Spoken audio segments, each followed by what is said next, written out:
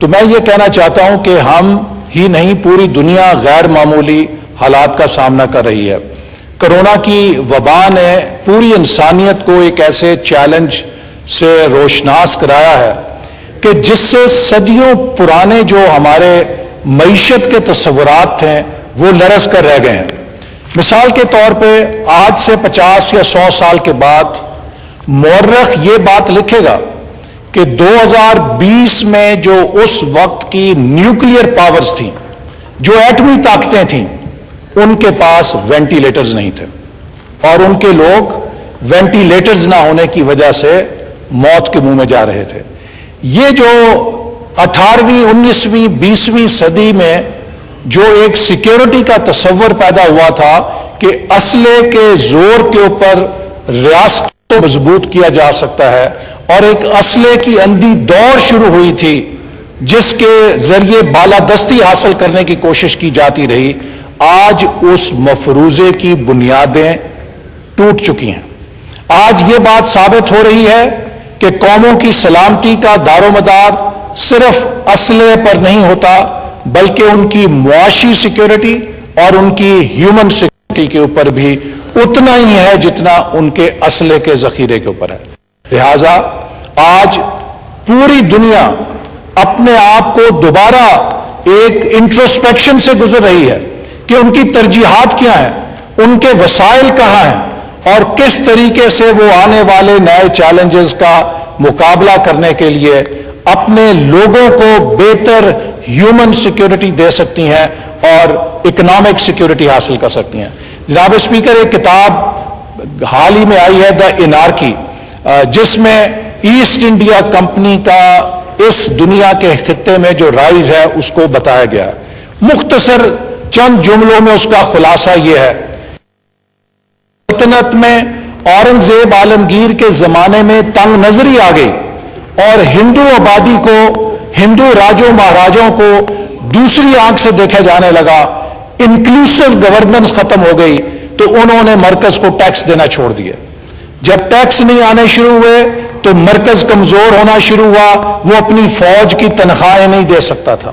جب ریاستوں کے پاس زیادہ وسائل آئے تو برطانیہ اور فرانس کے لوگوں نے انہیں اسلحہ بیچا، ان کے فوجی آئے، تربیت کی، اور ریاستوں کے درمیان ایک لڑائی ڈیوائیڈ اینڈ رول شروع کرا دی، جس سے اس پورے خطے کے اندر انہوں نے اقتدار پہ تسلط کر لیا۔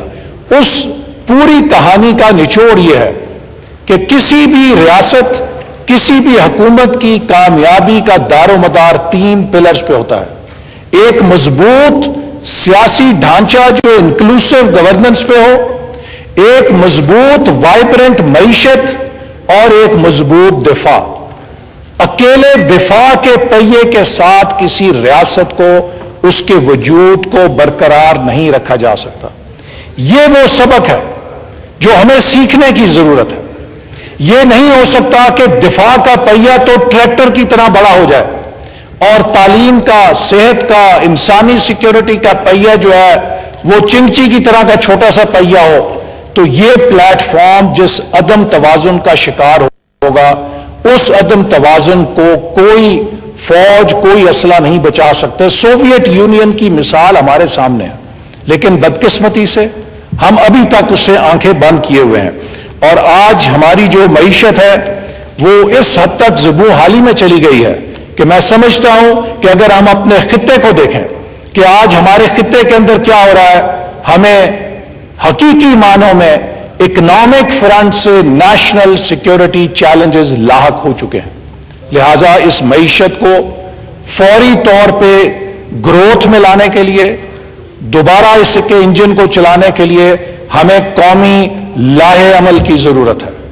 کیا اس ملک کی اس مردہ معیشت کو جو نیگیٹو ہو چکی ہے، کوئی ایک شخص، کوئی ایک پارٹی یا کوئی ایک ادارہ تنہا کھڑا کر سکتا ہے؟ نہیں کر سکتا۔ اس کے لیے قومی ایفرٹ کی ضرورت ہے، اس کے لیے ایک قومی یکجہتی کی ضرورت ہے، اختلاف کے ساتھ ساتھ کمپٹیشن کرتے ہوئے کولیبریٹ کرنے کی صلاحیت پیدا کرنے کی ضرورت ہے۔ لیکن اگر ہم پولرائزیشن کرتے جائیں گے، اگر ہم ڈیوائیڈ ہوتے جائیں گے، تو جناب اسپیکر ہمیں کسی دشمن کی تباہی کی ضرورت نہیں ہے، ہم خود اپنی تباہی کا سامان اپنے ہاتھوں سے پیدا کر رہے ہیں۔ اور میں اس موقع پر یہ ضرور کہنا چاہوں گا کہ آج 2 سال ہو چکے ہیں۔ چلیے پچھلے سال یہ حکومت کہہ سکتی تھی کہ ابھی تو ہم آئے ہیں، ہم سیدھے ہو رہے ہیں، لیکن 2 سال ابھی چند مہینے میں یہ مڈ ٹرم اپنی پوری کر لیں گے۔ یہ ایک کافی مدت ہے کہ دیگ کا چاول کھا کے آپ دیگ کا ذائقہ معلوم کر سکتے ہیں کہ یہ کھیل کدھر کو جائے گا۔ ان سالوں میں کیا ہوا ہے معیشت کے ساتھ؟ جناب اسپیکر، حکومت جب بھی کھڑی ہوتی ہے یہ ہمیں تباہ معیشت دے گئے تھے۔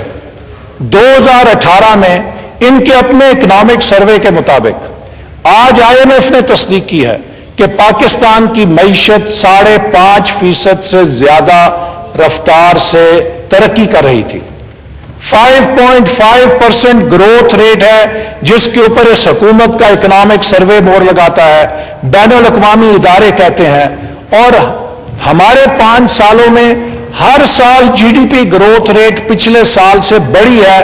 ایک تسلسل تھا ترقی کا جس کو ہم نے قائم کیا تھا، ایک مومنٹم تھا جو ہم نے قائم کیا تھا، اور اب پچھلے 2 سال سے مسلسل یہ گروتھ ریٹ کریش کر رہی ہے۔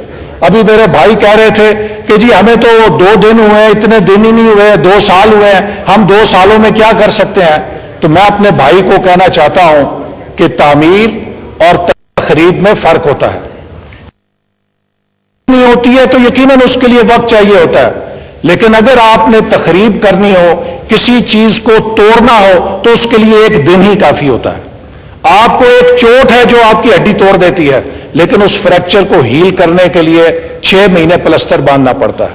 تو 5 سال لگے اس معیشت کو سنبھالا دینے میں، ہم نے اس کو پیروں پہ کھڑا کیا، اور آپ نے پہلے 6 مہینوں کے اندر غلط فیصلوں کے ساتھ اس معیشت کو فریکچر کر دیا، اور اب نہ جانے کل کو جب کوئی اسے ٹھیک کرنے آئے گا تو اسے کتنی سالوں کا پلستر اس معیشت پہ لگانا پڑے گا تاکہ یہ اپنے پیروں پہ کھڑی ہو سکے۔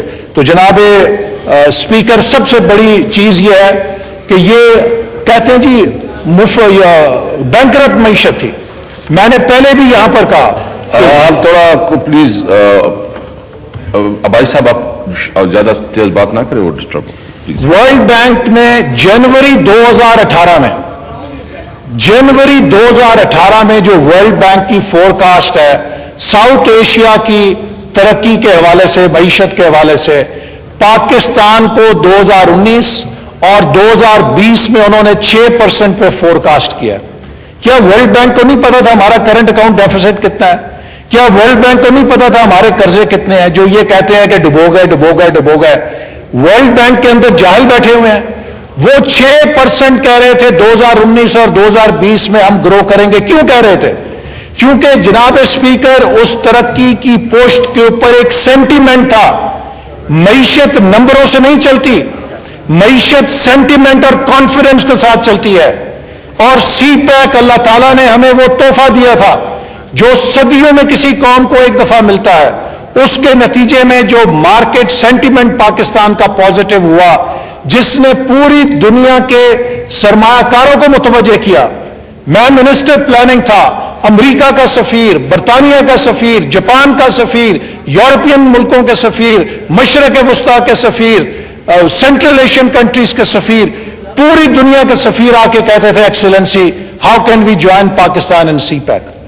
پاکستان ایک مقناطیس بن گیا تھا۔ ہر دنیا کا سرمایہ کار ہمیں قرضہ دینے کے لیے نہیں آ رہا تھا، وہ سرمایہ کاری کرنا چاہتا تھا سی پیک کے اندر۔ اور ہم نے اس سینٹیمنٹ کو کس طرح توڑا کہ ہمارے وزیر اعظم نے کھڑے ہو کر دنیا بھر کی انویسٹمنٹ کانفرنسز کے اندر کہا، oh we have gone bankrupt, we are a broke economy. جناب اسپیکر، آپ مجھے یہ بتائیے، جس گھر کا سربراہ یہ کہے کہ ہم دیوالیہ ہو گئے ہیں، اس گھر کے ساتھ کون کوئی کام کرے گا؟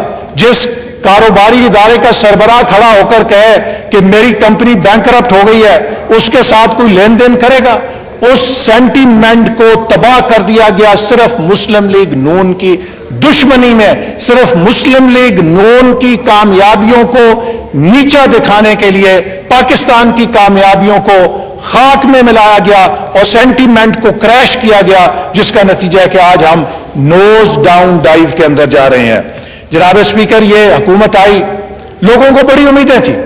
یہ یہاں پہ جو ہماری پگڑیاں اچھالتے ہیں وزیر, عمران خان آئے گا, $200 ارب تو یوں لے کر آئے گا, یوں لے کر آئے گا. عمران خان آئے گا, 3000 ارب کی سالانہ چوری یہ بند ہو جائے گی. 2 سال ہو گئے ہیں, 6000 ارب یہ کس کی جیب میں جا رہا ہے؟ وہ تو ختم ہوگی نا چوری. عمران خان آئے گا, 1 کروڑ نوکری مل جائے گی, 50 لاکھ گھر مل جائیں گے, ساؤتھ پنجاب کو صوبہ مل جائے گا. وہ ایسے وعدے کیے. جناب اسپیکر, ایک شیخ سعدی کی حکایت ہے کہ ایک بادشاہ رات کے وقت شکار کر کے لیٹ آیا, تو پچھلے دروازے سے جب انٹر ہوا, یہ ڈپٹی اسپیکر صاحب انہیں سن لینے دیں حکایت. تو وہ بادشاہ اپنے محل میں پچھلے دروازے سے داخل ہوا, تو اس نے دیکھا وہاں ایک بوڑھا سا ضعیف سا پہرے دار کھڑا ہے. رات ٹھنڈ بہت ہے لیکن اس کی جو وردی ہے وہ اتنی گرم نہیں ہے.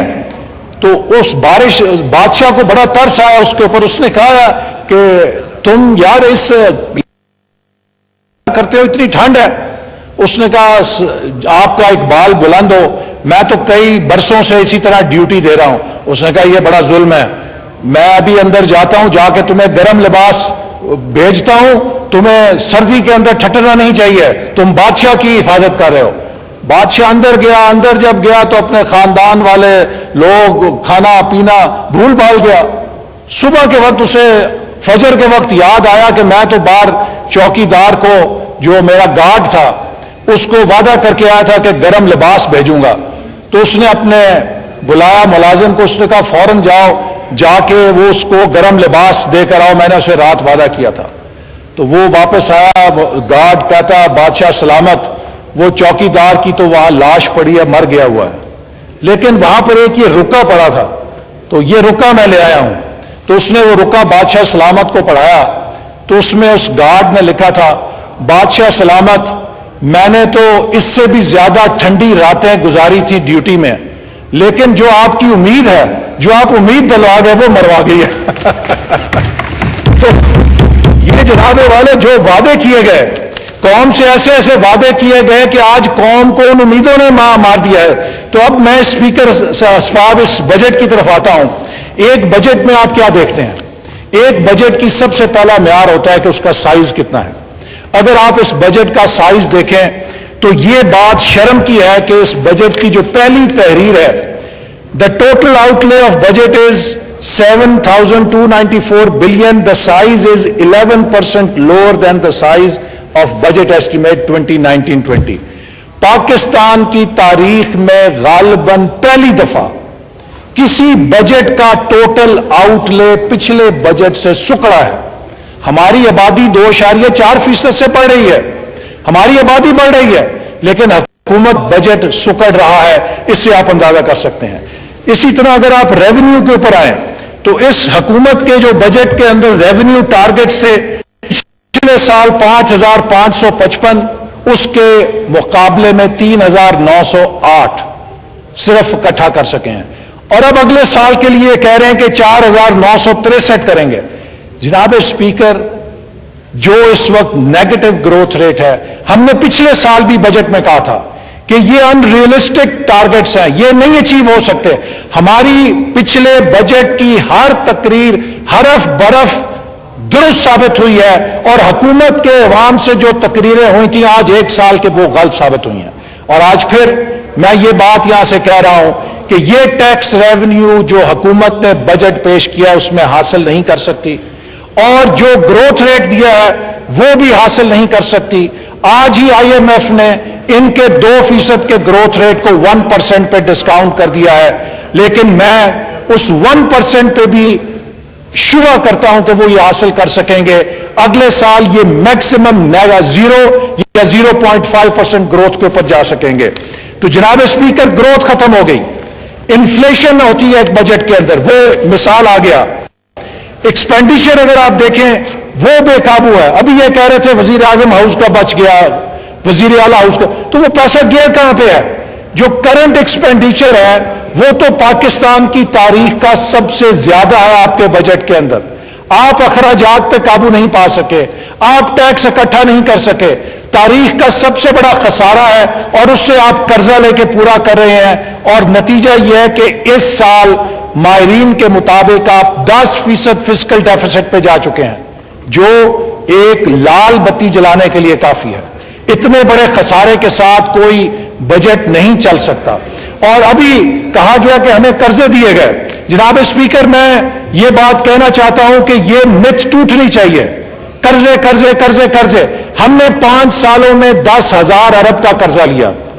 اس حکومت نے 1.25 سالوں میں 10,000 ارب کا قرضہ لیا۔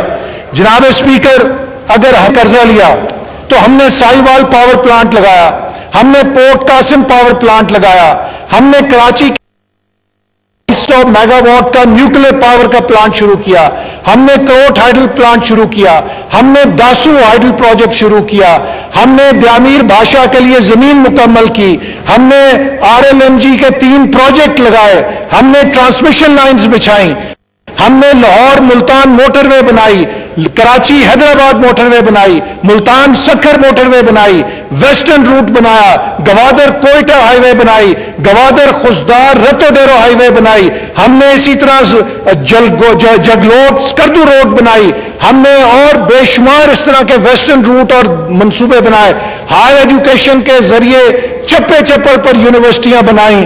تو ہم نے تو 10,000 ارب کے اندر اس ملک کے چپے چپے پر ڈیولپمنٹ کے منصوبوں کے جال پھیلائے۔ یہ بتائیں کہ 10,000 ارب قرضہ لے کر 1.25 سالوں میں آپ نے کہاں پر کوئی ایک اینٹ لگائی ہے، سوائے یہ کہ اپنے خسارے اور اپنی ناکامی کی قیمت پاکستان کے عوام کے گردن کے اوپر مسلط کر دی ہے۔ تو لہذا جناب اسپیکر، اس وقت جو اسی بجٹ کا PSDP ہے، اس کو اگر آپ دیکھیں تو ترقیاتی بجٹ کا جو وفاقی اور صوبائی ہے، اس کو 2043 ارب سے جو ہمارے آخری سال میں تھا، مسلم لیگ نون نے 2043 ارب کا ترقیاتی بجٹ، قومی ترقیاتی بجٹ چھوڑا تھا۔ ان کے دور میں اس بجٹ میں 2 سال کے بعد 1320 ارب یعنی کہ 720 ارب روپے کی کمی ہوئی ہے، بجائے یہ کہ 720 روپے اضافہ ہوتا 2 سالوں میں، 720 ارب روپے کمی ہو گئی ہے۔ جب آپ ڈیولپمنٹ بجٹ کاٹتے ہیں تو پوری گروتھ ختم ہو جاتی ہے، پبلک سیکٹر انویسٹمنٹ چوک ہو جاتی ہے، اور اس سے آپ کی معیشت کی بحالی ناممکن ہو جاتی ہے۔ لہذا میں نہیں سمجھ سکتا کہ یہ گروتھ کو کس طرح اچیو کریں گے جب ان کے پاس کوئی ڈیولپمنٹ کا پرسپیکٹو نہیں ہے، ڈیولپمنٹ کا ویژن نہیں ہے۔ پھر یہ کہتے ہیں جی ہماری کامیابی 2 سالوں میں کرنٹ اکاؤنٹ ڈیفیسٹ ختم کر دیا۔ کرنٹ اکاؤنٹ ڈیفیسٹ جناب اسپیکر ختم کیا ہوتا اگر آپ نے ایکسپورٹ بڑھا کے، آپ نے فورن ڈائریکٹ انویسٹمنٹ بڑھا کے، آپ نے ریمیٹنس بڑھا کے، ڈالرز کی انفلو بڑھا کے آپ نے کرنٹ اکاؤنٹ ڈیفیسٹ ختم کیا ہوتا، میں آپ کو سلام کرتا۔ آپ نے کرنٹ اکاؤنٹ ڈیفیسٹ کیا ہے معیشت کو بریک لگا کر، معیشت کھڑی کر دی ہے۔ اس کی مثال ایسے ہے کہ کوئی بندہ اپنی گاڑی کھڑی کر دے اور کہے دیکھو 0 پیٹرول کے خرچے پہ آ گیا ہوں، میرا پیٹرول کا خرچہ ختم ہو گیا۔ بھئی آپ کی معیشت ہی جب ختم ہو گئی ہے تو آپ کیسے کہیں گے کہ کرنٹ اکاؤنٹ ڈیفیسٹ ہوگا جب امپورٹ ہی نہیں ہو رہی، انڈسٹری بند ہو گئی ہے، 2 سالوں سے لارج سکیل مینوفیکچرنگ مسلسل نیگیٹو آ رہی ہے، آپ کی ڈی انڈسٹریلائزیشن ہو رہی ہے، تو آپ پھر کہتے ہیں کرنٹ اکاؤنٹ ڈیفیسٹ ختم کر دیا۔ آپ نے ملک کی معیشت کو کھڑا کر کے اگر کرنٹ اکاؤنٹ ڈیفیسٹ ختم کیا ہے، یہ آپ کا کارنامہ نہیں ہے، یہ آپ کا جرم ہے کہ جس کی وجہ سے آپ نے بے روزگاری پیدا کی ہے اور معیشت کو خراب کیا ہے۔ جناب اسپیکر، بجٹ جو ہے یہ ایک صرف کتاب نہیں ہوتی، یہ بجٹ کے ساتھ 3 چیزیں اور ہوتی ہیں۔ ایک ہوتی ہے گورننس، کہ آپ کی ٹارگٹ سیٹ کرنے کی اور ٹارگٹ اچیو کرنے کی صلاحیت کیا ہے۔ دوسری اس کے ساتھ چیز جو ہوتی ہے وہ انسٹیٹیوشنل کیپیسٹی ہوتی ہے کہ آپ کے اداروں کی صلاحیت کیسی ہے، اور تیسری چیز ہوتی ہے کہ کیا انیبلنگ انوائرمنٹ ہے، کوئی بجٹ ایک ماحول کے اندر کام کرتا ہے۔ اگر آپ تینوں چیزوں پر دیکھیں، آج گورننس کا بدترین ملک کے اندر بحران ہے۔ کیا میں ڈینگی مینجمنٹ کی بات کروں, کیا میں پولیو مینجمنٹ کی بات کروں, کیا میں لوکسٹ مینجمنٹ کی بات کروں, کیا میں کرونا مینجمنٹ کی بات کروں, کسی ایک شعبے میں حکومت کوئی سمت دینے میں کامیاب نہیں, کسی ایک شعبے میں ایک نارمل آپریشن کو کرنے میں کامیاب نہیں. لوکسٹ آئی, ٹڈی دل نے زراعت کی تباہی کر دی. جناب اسپیکر, آپ کو پتا ہے کہ اگر 10 کروڑ کا سپرے وقت کے اوپر کر دیا جاتا تو 800 ارب کے نقصان سے ہم بچ جاتے. اب یہ کرنے کے لیے بھی ہمیں باہر سے کسی کو پلانا پڑے گا. ہر سال ٹڈی دل آتی تھی, ہر سال تلف ہوتی, آپریٹنگ پروسیجر ہے, لیکن نہیں ہو سکا. تو لہذا حکومت کی جو مینجمنٹ صلاحیت ہے وہ ایکسپوز ہو چکی ہے. اسی طرح جو ادارے ہیں, دن بدن ہمارے تمام ادارے کنٹروورشل ہو رہے ہیں. جناب اسپیکر, آج ہمارا جو احتساب کا ادارہ ہے وہ ایک مذاق بن چکا ہے. میں خود بھگت چکا ہوں, اور اس احتساب کے ادارے کے اوپر صرف اور صرف اس پی ٹی آئی کی بی ٹیم بن کر اپوزیشن کو ہیرس کرنے کے علاوہ اس کا کوئی اور مقصد نہیں رہ گیا. پاکستان میں سروے کریں کہ نیب کے اوپر کون اعتماد کرتا ہے, آپ کو 0% ٹرسٹ نظر آئے گا. اسی طرح الیکشن کمیشن ہے ہمارا ادارہ, 2018 کے الیکشن کے بعد آج کوئی الیکشن کمیشن پر اعتماد کرنے کے لیے تیار نہیں ہے. ہماری اہلیہ ہے, سپریم کورٹ کے جج کی اہلیہ درخواستیں دے رہی ہیں کہ میرے شوہر کو جو سپریم کورٹ کا جج ہے جان کا خطرہ ہے. تو میں ایک غریب آدمی کی اس ملک کے اندر کیا بات کروں. ہمارے اداروں کی بنیادیں ہل رہی ہیں. جناب اسپیکر, اس کے اوپر مجھے کوئی افلاطونی کرنے کی ضرورت نہیں ہے. دنیا کا پورا ڈیولپمنٹ کنسنسس ہے کہ strong institutions lead towards development اور ویکننگ انسٹیٹیوشنز لیڈ ٹورڈز ڈیزاسٹر, تباہی کی طرف. ہم تباہی کی طرف جا رہے ہیں. اور پھر جو کانفیڈنس ہے, کیا آج کوئی سرمایہ کار ملک میں اعتماد کرنے کے لیے تیار ہے, کوئی پیسہ لگانے کے لیے تیار ہے؟ چھوٹے سے لے کے بڑے سرمایہ کار کو دیکھیں, کوئی یہ نیب کی پیشیاں بھگت رہا ہے, کوئی ایف آئی اے کی پیشیاں بھگت رہا ہے. آپ نے ہر بزنس مین کو چور بنا دیا ہے. آج پاکستان سے پیسہ باہر جا رہا ہے. وہ لوگ کہتے ہیں کہ ہم پاکستان میں پیسہ بھی لگائیں, پاکستان میں چوری کا سرٹیفکیٹ بھی لیں, ہم اس کی بجائے سرمایہ کاری باہر لے کے جا رہے ہیں. تو جناب اسپیکر, ایسے ملک نہیں چلتے. آج کانفیڈنس ختم ہو گیا ہے اس ملک کے اندر. اگر ہم نے اس کو آگے لے کر چلنا ہے تو ہم نے اس کے اداروں کو ہم نے اس ملک کے اداروں کو ٹھیک کرنا ہے, ہم نے اس ملک کے اس اعتماد کو بحال کرنا ہے, اور اس مارکیٹ سینٹیمنٹ کو ٹھیک کرنا ہے, اور اس فیصلہ سازی کے بحران کو ٹھیک کرنا ہے. آج کسی دفتر میں کوئی افسر 1 روپے کی فائل پہ دستخط کرنے کے لیے تیار نہیں ہے. کیوں؟ کہ انہوں نے جو خوف کی فضا بنائی ہے, آج پیرالسس ہو گیا ڈیسیجن میکنگ کا. We are facing worst kind of decision making deficit. یہ بجٹ ڈیفیسٹ کو بھول جائیے. اس وقت ڈیفیسٹ ہے لیڈرشپ کا, ڈیفیسٹ ہے ویژن کا, ڈیفیسٹ ہے ڈیسیجن میکنگ کا, ڈیفیسٹ ہے کیپیسٹی کا ٹو پرفارم, ڈیفیسٹ ہے کانفیڈنس اور ٹرسٹ کا. جب تک یہ ڈیفیسٹس ٹھیک نہیں ہوں گے, حکومت کے یہ سارے جو دعوے ہیں یہ بیکار رہیں گے. میں 2 چیزیں جو کر کے آپ کو مختصر سی ختم کروں گا. جناب اسپیکر, ایک سی پیک میرے دل سے بہت قریب ہے. یہ وہ وقت تھا کہ ہم سی پیک کے اوپر جو ہم نے 5 سال انفراسٹرکچر کھڑا کیا ہے اس کا پھل کھا سکتے تھے. 2020 سے 2025 یہ 5 سال انڈسٹریل کوآپریشن کے تھے. پہلے 5-7 سال انفراسٹرکچر کے تھے, وہ ہم نے لگا دیا. جناب اسپیکر, آج 2020 میں ہمارے پاس 9 SEZs تیار ہونے چاہیے تھے. چائنا کے بلینز آف ڈالر تیار تھے انڈسٹریل کوآپریشن میں پاکستان آنے کے لیے, جس سے لاکھوں کی تعداد میں نوجوانوں کو روزگار ملتا. لیکن آج مجھے افسوس سے کہنا پڑتا ہے, ایک بھی SEZ 2 سالوں میں حکومت تیار نہیں کر سکی جو انفراسٹرکچر مکمل ہو, جس کو لانچ کیا جاتا, اور اس کے اوپر سے ہم نے معیشت کو بٹھا دیا. ان حالات میں کون سا سرمایہ کاری؟ یہ اب سرکاری انویسٹمنٹ نہیں ہے, یہ چائنا سے پرائیویٹ انویسٹمنٹ آنی تھی, اور پرائیویٹ انویسٹمنٹ لانے کے لیے ہمیں ایک ماحول چاہیے. اور دوسری اہم چیز, جناب speaker, we are a young country. یہ ملک نوجوانوں کا ملک ہے. اس بجٹ کے اندر مجھے افسوس سے کہنا پڑتا ہے کہ نوجوانوں کے مستقبل کا قتل ہے. نوجوانوں کا سکل پروگرام ختم کر دیا گیا, سکل ڈیولپمنٹ پروگرام. کامیاب جوان اتنی پبلسٹی کی گئی, اس کے لیے زیرو. ہائر ایجوکیشن کمیشن جس کے لیے ہم نے آخری سال 47 ارب روپے رکھے تھے, اس کو 40% گھٹا کے 29 ارب پہ لے آیا گیا ہے. آج پاکستان کے نوجوانوں کو تعلیم, سکلز اور روزگار چاہیے. جناب اس بجٹ کے اندر مجھے بتائیں کہ نوجوانوں کے لیے نہ تعلیم ہے, نہ سکل ڈیولپمنٹ ہے, نہ روزگار کا کوئی راستہ ہے. تو میں آخر میں یہ کہوں گا کہ جناب اس بجٹ کے لیے جو میری ترجیحات ہیں کہ ہمیں ری انویگریشن آف انڈسٹری چاہیے. ہماری صنعت تباہ ہو گئی ہے, صنعت کی ریوائول کا کوئی پیکج نہیں ہے. ہمیں ایکسپورٹس کا فوکس چاہیے. یہ ہمارا 70 سال سے ناکامی ہے, لیکن مجھے ایکسپورٹ ڈریون کوئی تھرسٹ یا فوکس نظر نہیں آیا. پاکستان نے اگر آگے جانا ہے تو ایکسپورٹ کے راستے سے جانا ہے, کچھ نہیں ہے ایکسپورٹس کے اوپر. ہمیں اپنی ایگریکلچر کو ماڈرنائز کرنا ہے, یہ ہماری بیک بون ہے, لیکن ماڈرنائزیشن آف ایگریکلچر کے اوپر مجھے اس کے اندر کچھ نظر نہیں آیا. اگر ہم نے آگے جانا ہے, we have to invest in education and youth, جیسے میں نے پہلے کہا, کچھ نظر نہیں آیا. اگر ہم نے آگے جانا ہے, we have to develop in digital infrastructure and science and technology.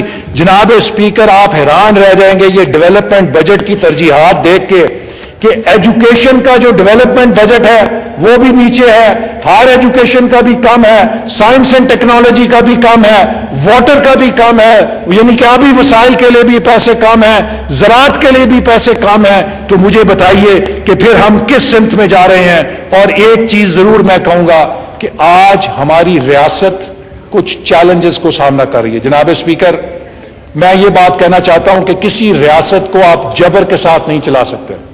خاص طور پہ ہم نے جو کاؤنٹر ٹیررزم کی جنگ لڑی ہے, اس سے ہمارے اندر ایک جھوٹا اعتماد آ گیا ہے کہ شاید ہم ہر چیز کو طاقت سے ڈیل کر سکتے ہیں. ہمیں انڈرسٹینڈنگ, ڈائیلاگ اور گفت و شنید کے ویپنز کی ضرورت ہے ان سیاسی تنازعات کو ختم کرنے کے لیے جو آج بلوچستان کی محرومی اور قبائلی ہمارے جو پرانے علاقے تھے ان کی محرومی کو دور کر سکتے ہیں.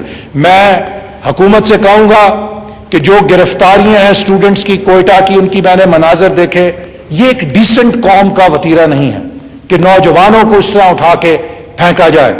ہمیں اپنے نوجوانوں کو مکالمے کے ذریعے, اگر ہم نے 5th جنریشن وارفیئر کا مقابلہ کرنا ہے تو اس کے لیے 5ویں جنریشن کے ہتھ کنڈوں سے مقابلہ کرنا ہے. یہ نہیں ہے کہ 5th جنریشن وارفیئر کو ہم پہلی جنریشن وارفیئر کے ہتھ کنڈوں سے لتر مار کے اور گھسن مکی کر کے جیت لیں گے. ہمیں اس ملک کے اندر آئیڈیاز سے گھبرانا نہیں چاہیے. بیٹل آف آئیڈیاز سے ہی کریٹو اور انوویٹو قومیں بنتی ہیں. جس ملک کے اندر یک رنگی آ جاتی ہے وہ ملک فوت ہو جاتا ہے, وہ مقابلہ نہیں کر سکتا. تو ہمیں مکالمے سے نہیں گھبرانا چاہیے اور ہمیں سیاسی طریقوں سے آگے بڑھنا چاہیے. شکریہ. جی سردار اسرار صاحب جس سیٹ پہ ہیں اس کا مائک بولیں. جی بہت شکریہ جناب اسپیکر, آپ نے مجھے وقت دیا. میں عرض کرنا چاہتا ہوں کہ یہ ایوان ہمارے لیے